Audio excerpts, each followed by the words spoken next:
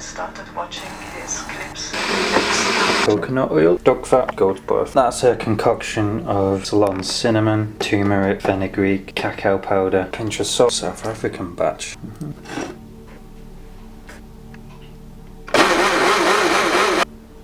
Kaffee schmeckt lecker.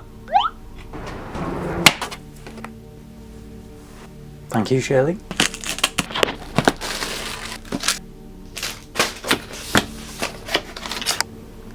Check this packaging. Focus. Distorted reflection. You can see through to the hard drive. I'll use that to contain new effects. Videos all transformed and distorted. This is mirroring what I'm vlogging now. Surface effects. I'm unboxing a surface event. See, this gear will be used for an ontology of pure becomings. Like that.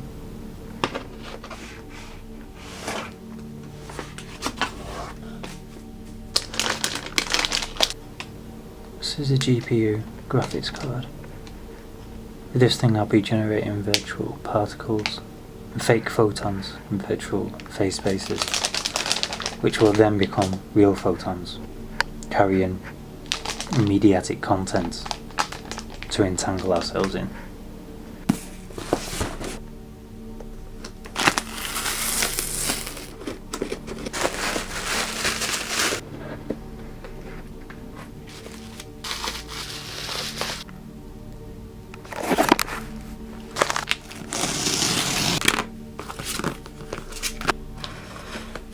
This will hold my black mirror. Some things thinking. We really need is a move towards cognitive literacy. We need to understand that how our bodies and our brains shape our minds and hearts. Perceptions who's looking to rent space in our heads without consent. To shift the channels of consciousness freely and skillfully and appropriately is a human birthright, and it's essential to our foundational health. I'd like to talk some about that idea of people renting space in our heads. To an increasing extent, it's really hard not to do that because, especially for like a kid that's being born now and kind of coming into the world in 2017, Facebook's going to be tracking your...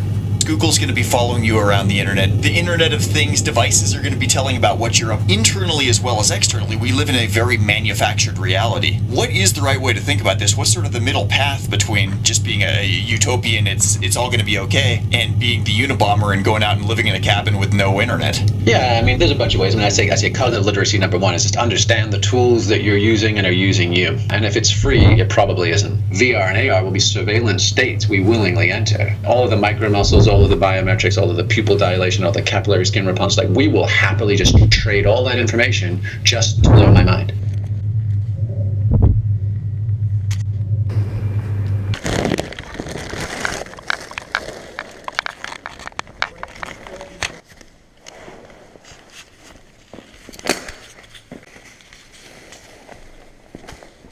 Along there, this.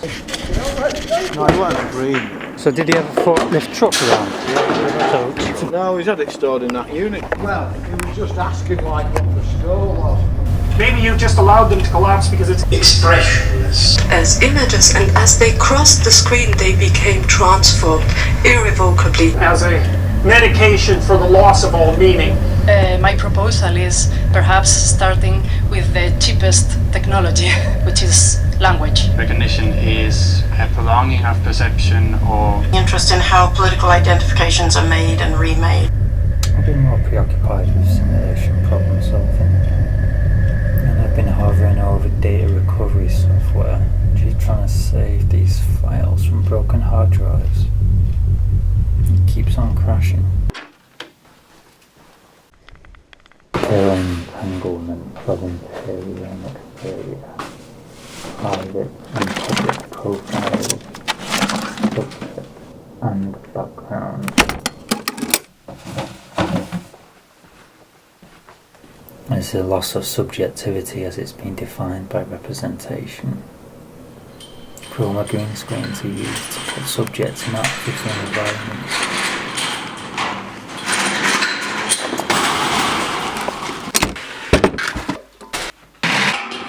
fenugreek, turmeric, Ceylon cinnamon, pumpkin seed, walnuts, almonds, chop some slops. Conch chocolate goes in here. What about Shirley? What time is it there? How far would it have been? 4 o'clock in the morning. 4:06. It's like high fat. It is good. It's good chocolate. The ingredient is from South Africa. Yeah. What are you doing? I'm filming. You filming me? Yeah, yes.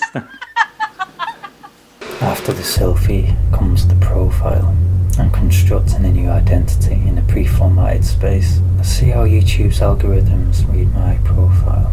Personalized ads. Hard drive recovery keeps crashing.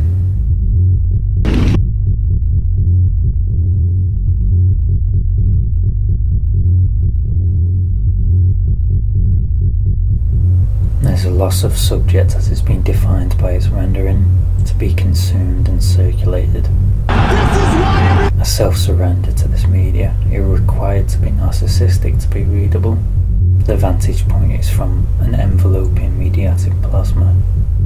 Post on Facebook that all your friends will see. Yeah, I mean, the vlogs kind of look like they're just like these little ego shavings that these people do. They're like electronic shrapnel of the ego, and they're just these sort of narcissistic feedback loops where you hold up a mirror. It used to be that in the Middle Ages you just hold up a mirror, and that's why they were called vanity mirrors. You just hold up a mirror and look at your reflection, or be an artist and paint it. And now it's all electronic triviality, completely trite, superficial, trivial, and there's just nothing there at all. I mean, I was looking at guys filming himself, bungee jumping and skateboarding, and there's just one boring, empty thing after the next. I mean, I didn't see anything there that was anything beyond electronic narcissism. And it's funny, it's like every new medium that comes along, you can be sure that someone's going to pioneer it for narcissistic purposes. You're always going to get really bad, like yellow journalism. When the novel comes along, you get bad novels, yellow journalistic novels, yellowbacks, what they were called, yellowbacks. And there's always these people that fill the lower niches down at the bottom with the dreck. But on the other hand, Andy Warhol was the prophet of all this. He was the one who said that he had the idea, beyond the being 15 minutes of fame, beyond that he had the idea he was going to do a television show called Nothing Special. And all it was going to be was he was going to put a camera on a street corner and just let it run. And that would be the whole television show. And right there, he saw the whole future of YouTube in Nietzsche right there, just saw the whole thing. When you just take a camera and point it at yourself and do nothing, nothing beyond anything that's, nothing really creative, nothing that requires any thought, nothing that requires an engagement with the medium, so that you're actually using the medium to incarnate artistic ideas. When you eliminate that aspect of it, then what's left then? It's just the medium, right? All you're left with is the camera. If there's no input that you're putting into it on the other side, so you just have the camera. And so really what they're saying is that it is just about the medium, it is just about the camera, and the camera determines everything. The medium determines, it is the message, exactly as McLuhan said. It is that which determines that these people are accelerating themselves to light speed, incarnating their trite little ego-shaving avatars to the speed of light around the planet. And that's all it's doing. But in and of itself, that's a kind of giddiness. There's a kind of giddiness of the medium there. It's like getting on a roller coaster and just riding it because you can put a machine and make it go up and down. I mean, it's like the same exact sort of giddiness that comes from engaging with the medium and letting it do all the work for you. So those are the thoughts that I had when I was looking at those vlogs. I don't know if any of that helps. I can't hear you. Hold on a second. Turn up my volume. I think for some reason I can't hear you. A long activity or residue, because it always impacts and disrupts people's lives further down the line. So, well, it's like, I mean, what's the point of posting the image if it disappears in 24 hours? I mean, I don't understand. #bored, and then a selfie. and playing around with like defacializing themselves with filters and things. So just finishing off an edit of today's vlog. It just doesn't feel natural to me at all though, you know, like to just kind of turn a camera on myself and just be, I'd rather perhaps speak with subtext or something like that. Yeah, there is a kind of a ghostly disembodied aspect to it. I remember McLuhan saying one of his aphorisms was that when you're on the air, you're out of your body. There's a kind of Gnostic bodilessness about it, a kind of discorporation, a separation of the soul from the body. Yeah. It's accelerated matrix, and so that it is this phantom world of these disembodied selves that comprises liquid modernity. You know, Bauman talking about in all of his books liquid modernity being something that's constantly in flux. The whole society's in all these new media that are coming at us right now is like an avalanche of media, and media take time to realize the effects of how they change your life, to realize what they do to the society. It takes a long time for the psyche to catch up. And the thing about it, though, one of the things that I was thinking about when I wrote The Age of Catastrophe, for instance, is that an age of catastrophe is also an age in which we're constantly being bombarded by media, because media have a destabilizing effect. They inherently destabilize. You know, you put a television into the pub and people stop singing. So there's no sense of group solidarity or community. Originating ruling archetypes that were created by the religions in the first place without doing severe damage to the social order. So that's what I would say about all this. So do you think like the disruption of the archive has something to do with like perhaps a disrespect for the ancestral dead now?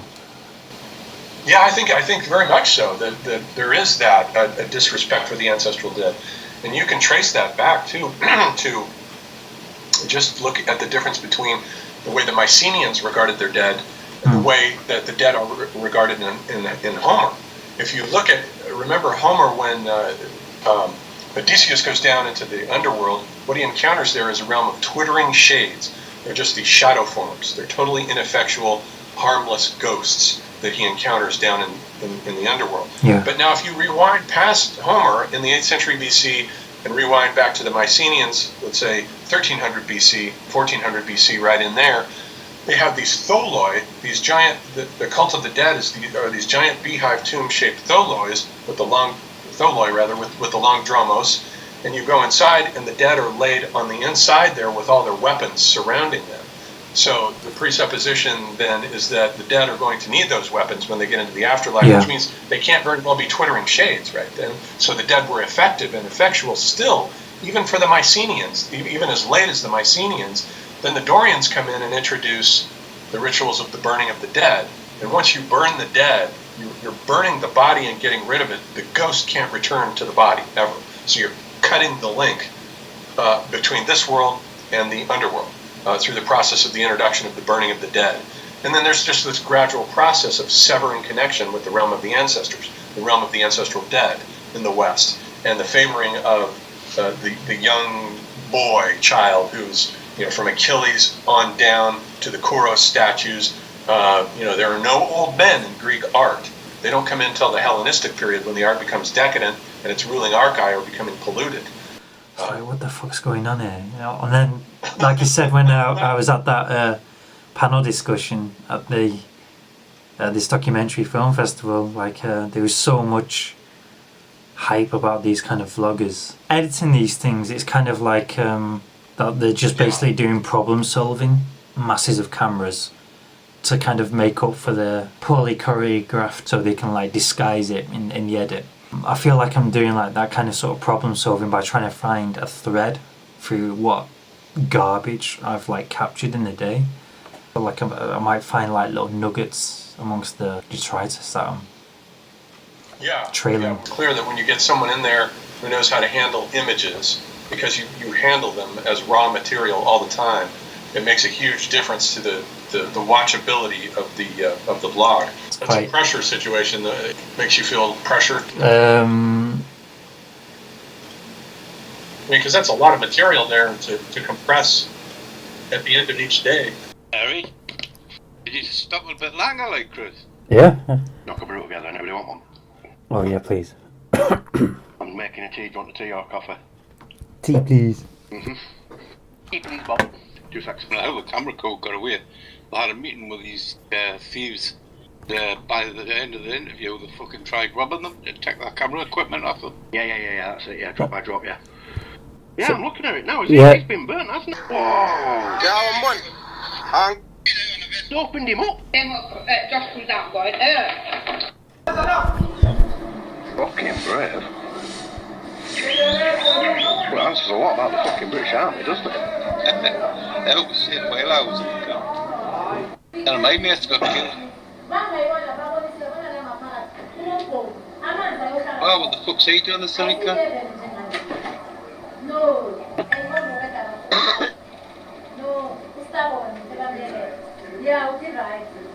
Many things to do. Hey, I don't know what's happened. I was supposed to SMS me.